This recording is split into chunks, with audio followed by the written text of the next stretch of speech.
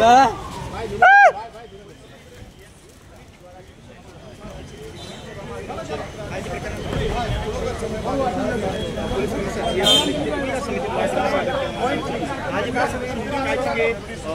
શહેર પોલીસ સાથે जिंदाबाद कौमी एकता जिंदाबाद। थोड़ा पाछड़ आई जाओ, पाछड़ आई जाओ औरंग भाई।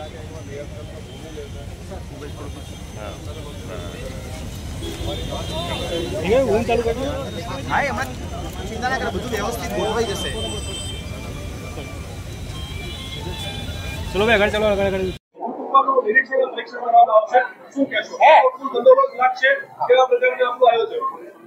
भगवान श्री जगन्नाथ जी ने 148મી रथयात्रा जे 27 जून रोज निकलनार है, एनी आजे अपने रूट पर फर्स्ट अधिकारीओ साथेना पॉइंटो जोवाना एक रिहर्सल पण जेवुं गणी शकाय बधुं जोईने आजे आनी चकासणी करवामां आवी रहेल छे। डिटेल्ड जे रिहर्सल है ए आजे पंचायतनी चूंटणी पण छे एने आवतीकाले पुलिस अमुक बहारथी रिपोर्ट करशे अने परम दिवस एटले 24 तारीखे सवारे 6 वागे एनी मेन रिहर्सल शुरू थशे। पछी 24 तारीखे पछी 25 तारीखे पण बे रिहर्सल थवानी छे। तो आ रिहर्सलना भागरूपे आज तमाम अधिकारीओ आ रूट पर जोवा माटे अने चेक करवा माटे निकळ्या छीए। रथयात्रानी जे तैयारीओ छे ए पुलिस व्यवस्थित रीते करी रही छे। आपणे शांति समितिओनो मीटिंग घणी बधी योजाई छे।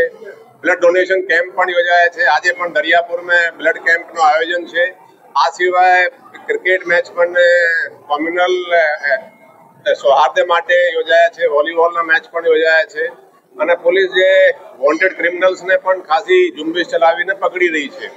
બાકી એકંદરે જોઈ શકાય કે બહુ સારા એટમોસ્ફિયર છે અને વ્યવસ્થિત રીતે અમે અપેક્ષા છે કે રથયાત્રા વ્યવસ્થિત રીતે પસાર થઈ જશે। સર, ટેકનોલોજીનો ઉપયોગ શું કરીશું અને કુલ બંદોબસ્ત જે છે કેટલો લાગશે? આ વખતે ફર્સ્ટ ટાઈમ આપણે આર્ટિફિશિયલ ઇન્ટેલિજન્સના પણ ઉપયોગ કરી રહ્યા છીએ। તમે જોયા હશે કે બેંગ્લોરમાં સ્ટેમ્પીડ થઈ હતી, જ્યારે બહુ ભીડ થાય તો સ્ટેમ્પીડની શક્યતાઓ રહે છે। એટલે આ સિસ્ટમથી આપણે કોઈ જગ્યાએ વધારે ભીડ થાય તો પાછળથી પોલીસને સિગ્નલ જાય, પોલીસ આ ભીડને થોડું રોકી શકે। આ સિવાય કંઈ ફાયર થાય કે કોઈ નાનકડા કોઈ બાળક કંઈ મિસિંગના જેવું શક્યતા હોય તો એ પણ એ સિગ્નલ આપી શકે। ટૂંકમાં આ છે કે મેન તો સ્ટેમ્પીડને રોકવા માટેનો આ સિસ્ટમ આપણે ફર્સ્ટ ટાઈમ યુઝ કરી રહ્યા છીએ। આ બંદોબસ્ત એની કુલ આપણે જોઈએ બધા હોમગાર્ડ મિલાવીને તો 20,000 થી વધારે યુનિફોર્મ પર્સનલ આમે જોડાશે। પણ આની ડિટેલ વિગત આપણે પરમ દિવસે જ આપીએ।